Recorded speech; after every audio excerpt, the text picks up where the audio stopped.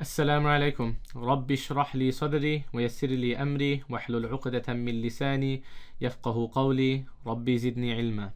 In the previous lesson we started off, or we covered what the names of the 5 rules of Nun Sakin and Tanween were, and we also went into detail about Izhar. So the next rule to cover is Ikhfa, but before I cover Ikhfa I'm going to cover what Idgham Ma'al Ghunna is and what Idgham Bila Ghunna is, because I think it will help me explain Ikhfa a bit better. Idgham Ma'al Ghunna, Idgham Bila Ghunna are very similar. And that obviously you can tell by the first part of the names, they're actually the same. Now, to explain, I'm going to use the diagram below, which is right here. Now, idgham, first of all, it means to join, and there's 6 letters: ya, ra, mim, lam, waw, and nun. But it divides into 2 rules. One is idgham ma'al ghunna, and one is idgham bila ghunna. Idgham ma'al ghunna means to join with ghunna, and bila ghunna, you've probably already guessed, means to join without ghunna. If you've forgotten what ghunna is the sound that comes from your nose, such as, that sound. So these 2 rules, they're really similar. Everything about them is the same. The only difference is that one is with ghunna and the other is without ghunna. And idgham ma'al ghunna has 4 letters: ya, nun, mim, and waw, which we find here: ya, nun, mim, and waw. And idgham bila ghunna has 2 letters: ra and lam. Now we'll cover what idgham ma'al ghunna is in detail, and then we'll go on to idgham bila ghunna.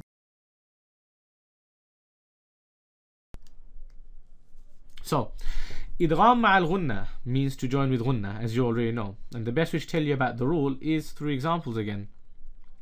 So here we have sinatun wala nawm. However, after tanween here, we have this waw, and we know that waw is a letter of idgham ma'al ghunna. So what we need to do is we need to join the tanween with the waw and read it together. And we have to read with ghunna. And we show that in writing by putting a shadda here. And when we read it, instead of reading sinatun wala nawm, we're now going to read it as sinatun wala nawm. Remember, not sinatun wala nawm, sinatun wala nawm. I think it will be easier to understand if I do another example. So you're probably confused at the moment. Let me see again. If after nun sakin or tanween, a letter of idgham ma'al ghunna comes, then we need to join them both together and read with ghunna. And we show that in writing by putting a shadda here.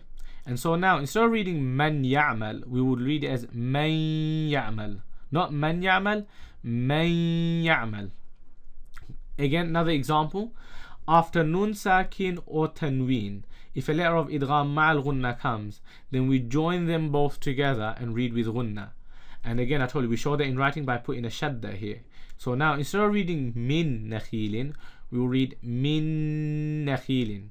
And for the last example, I'll say again, is if after nun sakin or tanween, if a letter of idgham ma'al ghunna comes, then we join them both together and read with ghunna. And we show that in writing by putting a shadda, and we say siratim mustaqim.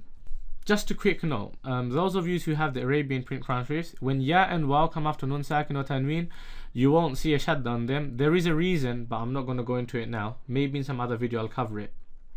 Idgham bila ghunna means to join without ghunna, and it's pretty similar to idgham ma'al ghunna. It's just that when we join now, we're going to join without ghunna. So the rule goes like this: if after nun sakin or tanween, a letter of idgham bila ghunna comes, then we join them both together and read without ghunna. So now we're not going to read min rijalikum, we're going to read mir rijalikum. What happens is the nun sakin completely joins with the ra, so we don't read the nun sakin at all anymore. We don't read it at all, because the nun sakin is now joined with the ra. So we read mir rijalikum, not min rijalikum. And one thing to note, because I didn't talk about idgham ma'al ghunna, the same thing happens with idgham ma'al ghunna. In sinatun wala nawm, when we read sinatun wala nawm, the tanween has completely joined with the waw. We don't read the tanween anymore. You might think we do, and say, we say sinatun, I can hear that tun sound a bit. What's happened is the tanween has joined completely, but the ghunna has remained. So we say sinatun, that tun sound is the ghunna sound, not the tanween. The tanween has joined with the waw. We don't read that anymore. And now the next, and for the next example, khayrun lakum. Again, if after nun sakin or tanween, a letter of idgham bila ghunna comes, then we join them both together and read without ghunna. And we show this in writing by putting a shadda. So now instead of saying khayrun lakum, it's khayrul lakum. The next rule is ikhfa. Ikhfa means to hide. There are 15 letters of ikhfa. Ta, tha, jim, dal, zal, za, sin, shin, sad, dad, ta, tha, fa, qaf, kaf. I haven't yet emphasized how important it is to memorize the letters for each rule, but it's actually really, really important.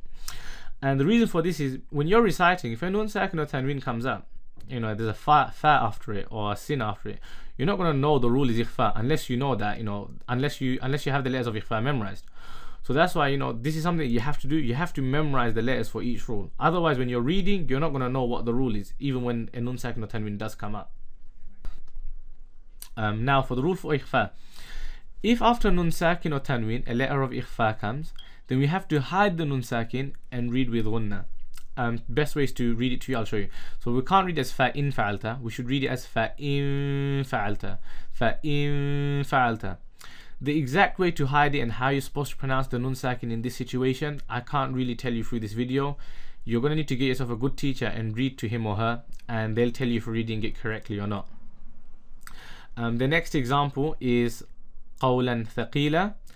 So if after nun sakin or tanween a letter of ikhfa comes, then we have to hide the nun sakin or tanween and read with gunna. So we're not going to read this qawlan thaqila, we're going to read this qawlan thaqila. Qawlan thaqila. You know, so as you can see, there's a tanween here, and after it tha came, and tha is a letter of ikhfa. So we're going to hide this tanween and we're going to read this qawlan thaqila.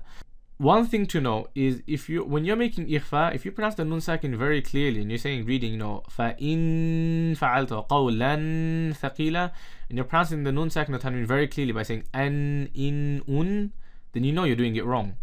If you remember, I said that I wanted to cover ikhfa after I've covered idgham ma'al ghunna and idgham bila ghunna, because it would help me explain a little about ikhfa. And what I want to say is this.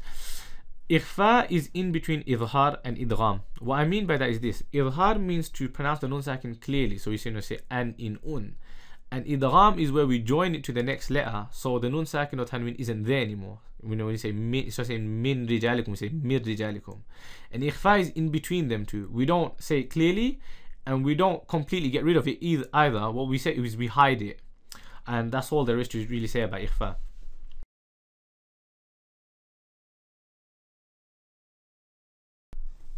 And so the last rule is iqlab, which means to change. It only has one letter, which is ba. And if ba comes after nun sakin, then we change the nun sakin or tanween into a mim and read with gunna. So instead of saying min ba'di, we say mim ba'di. And in your Quran Sharifs, you usually have a small mim, I think, on top of the ba. It might be on top of the nun sakin or tanween, I can't remember, check it out. So instead of saying min ba'di, we say mim ba'di. Again with the next example, if after nun sakin or tanween ba comes, then we change the nun sakin or tanween into a mim and read with gunna. Example, we don't say kitabun bil adal, it's kitabum bil adal. And that's all the rules of nun sakin and tanween.